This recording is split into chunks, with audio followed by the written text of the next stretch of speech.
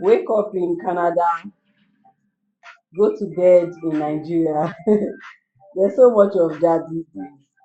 For people like them, it should just be like a disrespect when you only say good morning. What if it's not morning? What if it's afternoon? And what if it's evening? And what if it's midnight? Anyway, so much for that. I'm excited to be back this Friday. And you know, I always check up on you or with you. So, how was your week? How is Nigeria treating you? Or how are you treating Nigeria? Do I like to do it sometimes? I hope you've been a good citizen. You know, there's one thing to say that our government is not doing well, things are not working the way you want, and there's another part of it of what have you been doing to make it better, make it worse. Dr. Olumide Emmanuel will say that if you're not part of the solution, you are evidently, definitely, compulsorily a part of the problem. So which one are you? You must be able to answer that question. It's not a I don't know, I'm praying. It's not something to pray about. So are you contributing your quota to being a better citizen? Are you putting in, there's a thing about rights and responsibilities. So all of us know our rights, but please, do we know our responsibilities? Those two are ours, and balance your R. Anyway, so that's my way of starting today, and I'm going to go jump straight into what I have. I have been telling my story, and in telling my story, I found two amazing quotes that I'm going to start with today. I found two amazing. I love quotes a lot. I call myself a quote collector. The way you have art collectors, yes. So I call myself a quote collector. And not only am I a quote collector, I've eventually become a quote author. So I have so many punchlines. There was even one that was trying to enter my sea. It's not good not to write when they come, sha. Because while I was touching up my hair and in front of the mirror, I just heard something like, make a good name so that you open the door for your children, but teach them to have a good name so they can keep the door open. I'm like, I've not written it down, but it's good I've said it yet. I can always come back. The thing about the way it came, whether you, and when they downloaded it, whether you cut it and put it, because yeah, truly, the entire thing about building character, being a person of good reputation and right standing is so that your name, one of the hallmarks is your name keeps opening the doors, but the doors will close if your children don't know how to maintain it, keep it open. So they need their own reputation to keep it open. Yours can open it. Just like you hire somebody to look for work, they'll say, Yoruba will say, oh, buy your one share, buy your share. So anybody can help you look for a job, recommend you, standing for you, be your referee and all. But when you enter the space, who will do the work? Who will show what stuff they made of? You, of course. So yes, I just said that so you know that I follow quotes a whole lot. There are seasons of my life that all I'm just doing is harvesting quotes from one of the best minds that I follow around the world. The first one I'm going to start with for my show this season is actually an anonymous quote. The thing that about anonymous is that so many people lay claim to a particular quote to a point that you don't know who owns it. I believe that many of the ways this anonymous quotes come about. Because even the second quote, I saw several authors that were said to own it. Truth is, somebody owned the quote originally. That's why now, if I get quote, I dey put copyright Bose Olusola-Obasa because that's my brainchild. So yeah. So the first one, are you ready? The first one about telling my story or telling your story, the importance of telling your story, which is what I've been doing since April. It says, tell me the facts and I will learn. Tell me the truth and I will believe. But tell me a story and it will live in my heart forever. I'm going to take that. I wasn't meant to stumble over it. Tell me the facts and I will learn. Tell me the truth and I will believe. Tell me a story and it will live in my heart forever. By Anonymous. Anonymous as anonymous can be, this is punchy and this is straight to the point. Second quote, and I'll go into My very interesting story. Please don't laugh when I get to the story I want to say to you, because I said it, I was going to say a story about my stature, how life has taught me about stature. Okay, because why am I laughing already now? I mean, am I trying to disobey the rule I'm giving people? I say don't laugh and I'm laughing. Okay, so second quote says, ready for it? This is very deep. Oh. In fact, the owner of this quote is angry, I can tell you. But let's see, you will understand what I mean. He said, you alone own your story. Do not let another tell it. And if you find yourself in the company of one that is determined to rewrite your words or own your narrative, fight like hell until you hold it again. Hey, never stop. Oh. There is a little in life that is solely yours.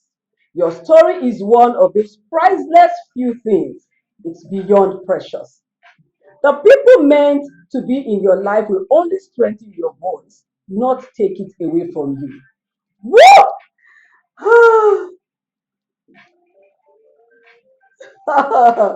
Like when I saw fighting like hell, I'm like, okay, so kill do something that this kind of, and this is by Janet Libank. Awesome, awesome quote. It just goes to further tell me that, girl, go ahead and tell your story. My purpose for telling my story is very clear. It's not for want of content. You people know that I have content. It's because I want to inspire younger persons. So I have been telling stories about my 50 valuable life lessons at 50. And today I want to talk about my stature valuable lesson and any other thing. So, how tall have I been all my life? How fat have I been all my life? How did I look when I was a lot younger than this?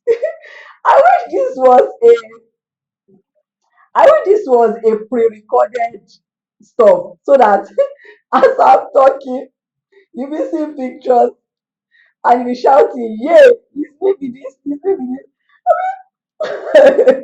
So I've always been petite, to put it nicely, right? I don't want to say I've always been small. Small is relative, okay. They say beauty is in the eye of the beholder, so small is relative. I've always been this small, statured, never small in brain, never. Don't even try that one. Okay, but I've always this small stature. So when I was growing up, so when I was in secondary school, you know that time where you're getting self-aware and you're seeing other people going, ah, everybody don't they tall. What is that? Why not this one? Why am I looking as if I reached the end of my own growth? So people were growing tall, it was secondary school, and people were making a lot of fuss around the fact that they were tall. And you know now the banter at the secondary school about who is tall, who is short, who is too tall, who has big head, Edward, who is too short. I don't know one name. I don't know if there's a name for people that are short. And you hear all manner of things. So it was a worry for me. We had this mirror in my dad's sitting room where I would go and stand and wonder to myself, why on earth are you not tall, girl? When are you going to be tall? So I would stay there and worry and worry. In the midst of it, I had become born again after I left secondary school properly. You know, the one that you give your life to Christ and collect it. I did a number of collecting it back. So when I left secondary school proper, I could own it. Hmm. Then one of those days, I was reading the Bible and I saw one very audacious comment. He said, who tell you say by one you can add one cubit to your height? The fact I use height, na him pay me pass. I say, you no fit use another the scripture wey be height wey be my own concern. Now you come put for Bible say get out. Quit worry, you cannot have nothing by worry. Ah, look myself, I look my side, who dey talk? Then I told myself that if you like yourself, this is the point at which you become grateful and thankful. So I became grateful. That didn't stop the taunting because I got taunted a lot for stature. Some people would take me for really younger. It was the most things that happened to me. People would take me for younger than I was. There was a situation where I'd gone to I'd gone to a program with then my friend, Brother Shola as at that time. So we went to this event in church. It wasn't at church. No, it was at church, but it was an evening program. One of these very powerful programs where there was so much scarcity of seats. And then the man told me to go to children's church.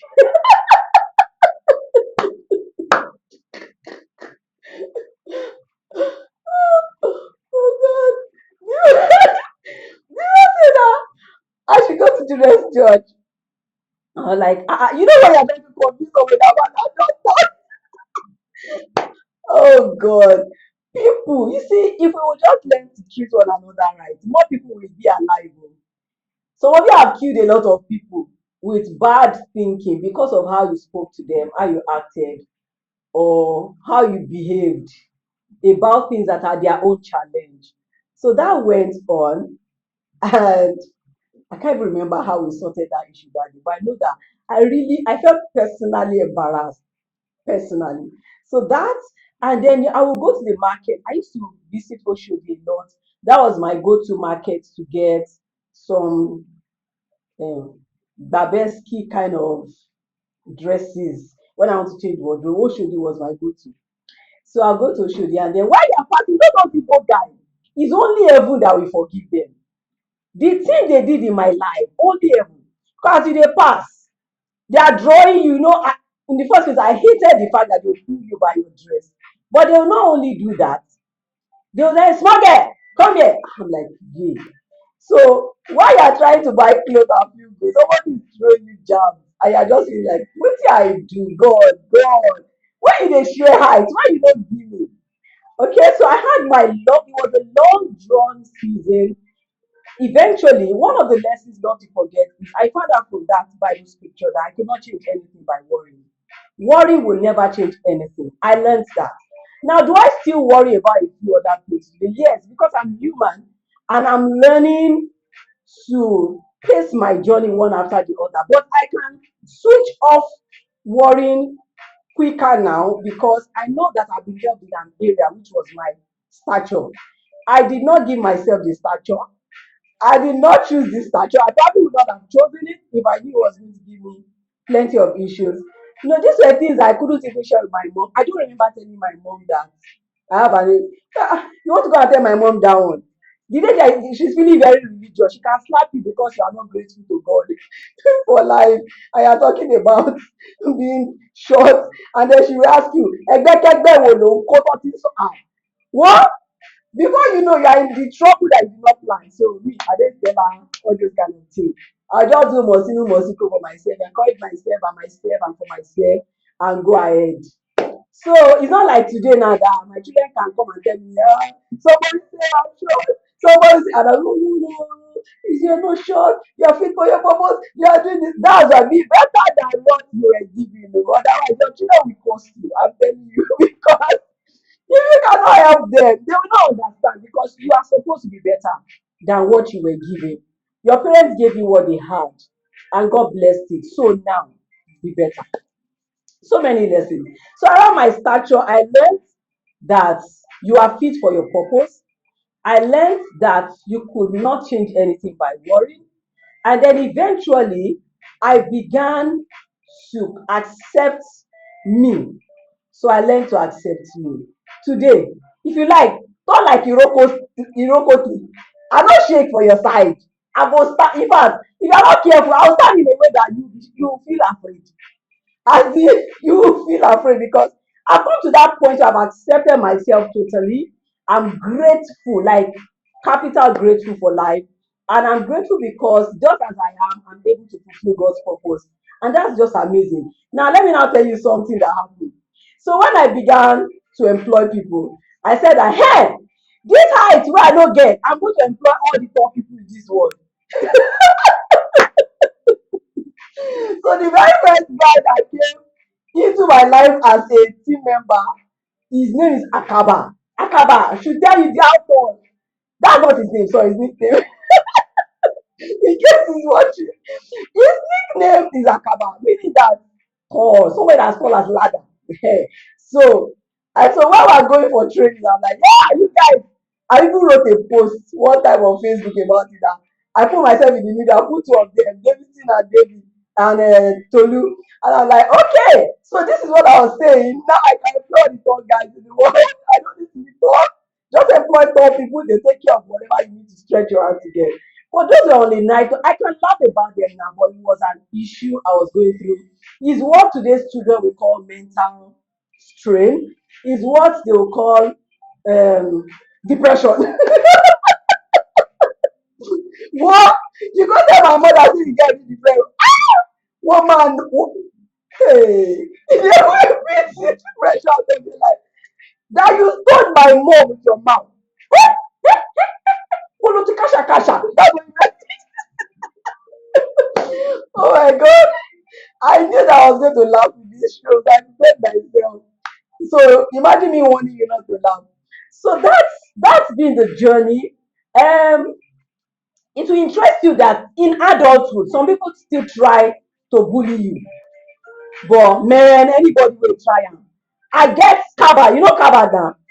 Compress and what? The way I go take handle you, go think I don't know Jesus. Ha! You won't try it. And in the eye I will take look you, say, even my eye. Say you don't try, don't return me to where God has delivered me from. So yes, it's been an interesting one. So what else again? Yes, I was taunted by schoolmates. That one I'm normal now. And then over time, whatever I did not have in height, I began to look for it in other areas that way. So I learned that there were things that were outstanding about you. Amplify those things. And people who don't have it, who are poor, will come and get it. Honestly, that has been it. It was me being helped to be redirected rather than wallowing in regret. I was able to pick up myself and move. So if you have children who are complaining to you that people are talking about their height, their body shaming them, please don't just shut them down. Take your time to talk with them. It can be a lot. I've been through it. Even now, some adults will still try to act as if you are not tall, you are not tall. They will not try it, as in they will not even try it because all the energy from the days of old, you know, they say powers of old, how it will descend on them, and they will never try it again in their life. Because even now, the way I stand up for my children in those areas, you cannot imagine it. So eventually, I learned to accept it, became grateful, and I vowed to make the most of it. So let me stop there for the stature story because I need to pick a few other things from other areas. The other thing I want to talk about is people, people's story in my life. I've been a blessed person having great people around me. Forget the fact that I said um, maybe people I don't know from anywhere. Because anybody that I said was taunting me, they were not family members. They were people who knew nothing about me, about where I was going, about what God has planned for me. So they were just contributing comments. So be careful, people who are just contributing comments in your life. Don't give them, don't let them feel important. Like, don't let them feel like what they are saying is getting to you. Be able to, I became self-aware, and self-awareness is a level. So there are areas of my life today where I am still getting more self-aware. So I encourage you to be more self-aware, know what's great about you, know what you're working on, know what is weak about you. Don't be ashamed of any part of it. Own it and then begin to make it better. Claire, if I catch you, you're laughing. Okay, I can see your laughing emoji. When I finish, I'll come and meet you. You're laughing at me. So last, me and you, our start your name. We are getting inspired, Sha. I don't think. Don't let anybody say rubbish to you. So the other one is people. I have learned in life that people are very important. So I might not be that person you can call an absolute people person. If people person is supposed to mean the person that calls you every day, if that's what it means, the person that calls you every day, the person that does a shout out every day, like call, then I might not pass as a people person. But if a people person is someone who genuinely loves people, cares about them, prays for them without them knowing, then I think I'm a people person. Another thing that I have sown as seed, life teaching me, is just wish people well all of the time and in every way. In doing that, I have also received in return plenty of good measure of it, pressed down, shaking together, and running over. I have had me enjoy favors at work from people I never knew, from places I never expected. So that has taught me that people are actually like the conveyors of all the blessings that God may have for you. So if you have people in your life, value them, do not look down on anyone. So that's another thing that I learned because I came from being handled like I was being looked down on by people that I talked about earlier on. I learned that it will not feel good for others if you look down on them. So I learned from my pain place not to look down on people. I don't make anyone around me feel smaller than they are. If anything, I can add I can add cubits to your height in terms of feeling good about yourself. That it's a choice I had to make. So I learned that. And so talk about siblings, talk about parents, talk about people I met at every stage of life, whether working as an employee, working as an employer of labor, a team lead, working across board, even church. I have been a benefit, like I've been benefited a lot from the good milk of people. So, and I know that this is not just because God blessed me and anointed me for it. It's also because I have chosen to treat people well. I have chosen to treat people well. I'm trying to see what's happening to mind your character. I mean, Boss Olusola-Obasa. Let's see, just a moment. I hope I'm able to help you provide. Looks like. Okay, so it has stripped off. Um, it has stripped off. We'll try and see if we can join again. So, in the meantime, let me continue with what I have. My people on Mind of Character Instagram are still here. So, for those who were following me on my own Instagram, my own Facebook, are the ones who got kicked out just a while ago. If we can bring them back or come back to them, because they didn't go, we were the ones that were kicked out by that got kicked out. So, for the time that I have today, I would like to talk about the delays I face and what I learned from delays. The delays I face and what I learned about delays. So, in each of these sub ends, I have discussed several lessons. I mean, because what I promised was that I would build it up to 50 valuable lessons. So the lesson around delays, everything about my academics started well. The story that I learned was that I started primary school earlier than most persons of my age group. I was told I started going to school at year 4. It was not a popular thing then when children were going to school at 6.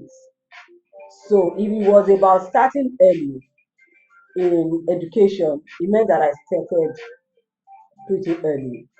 Everything went well, secondary, everything went well. I mean, primary, secondary, and to the glory of God, I made my papers one sitting, and jam started jamming me. It was jamming me in a way that I didn't know how to revive myself. When something jam you, and you're trying to recover. So I did jam. There were no questions about whether I wanted to go to school or not. It was not a question. So as long as I didn't have admission, I kept writing. So those days you do unijam, polyjam, unijam, polyjam, and then they'll say there's IGMP. There was a time I was in Lorry for about 1 month trying to get IGMP, whatever, whatever. There's another time I was in Ado. Those are the kind of things you do those days all by yourself. Oh.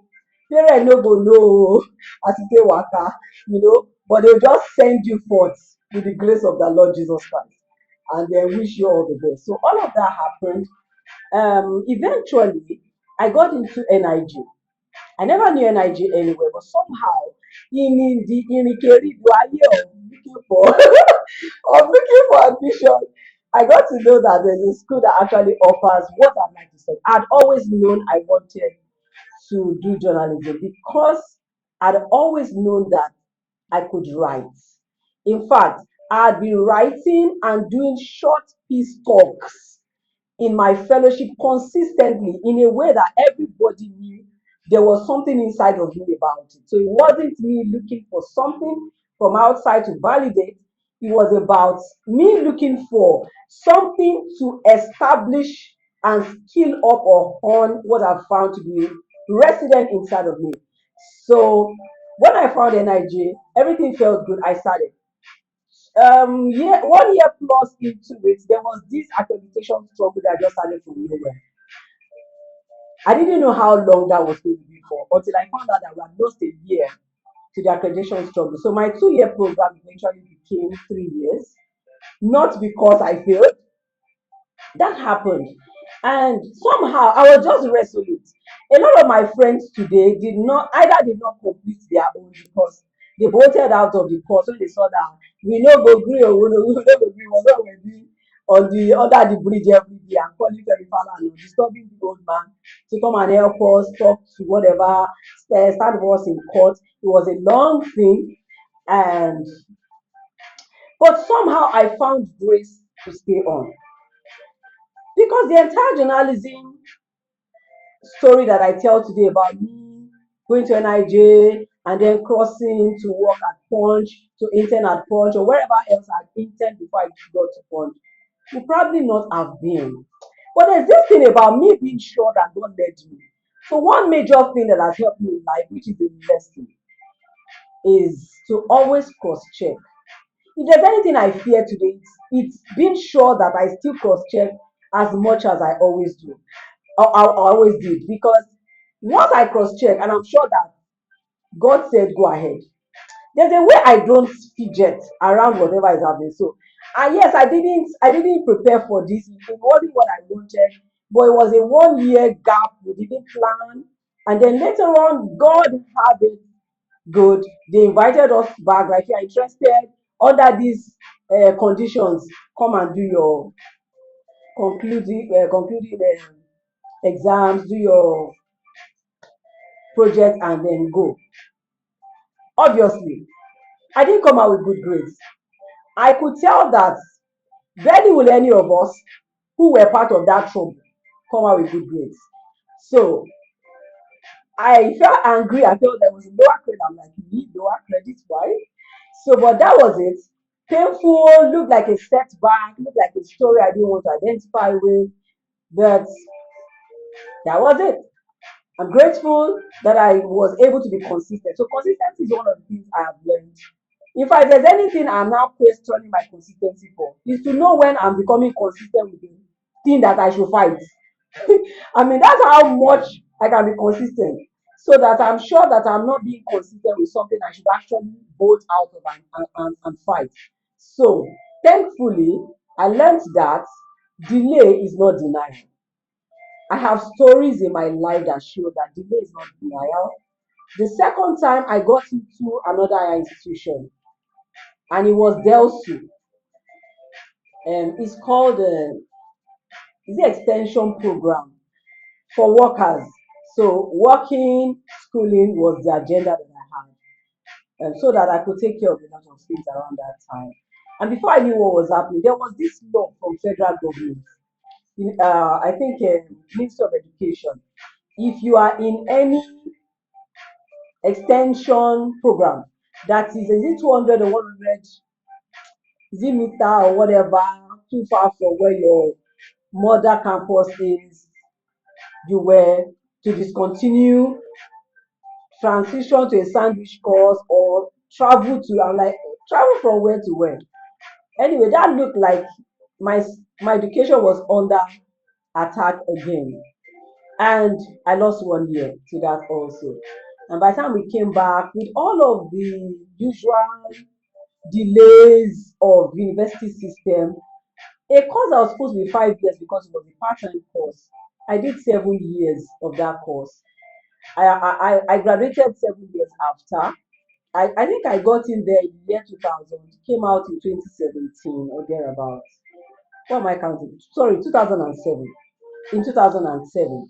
And I had to get married in the midst of the because life abos vacuum. Hmm.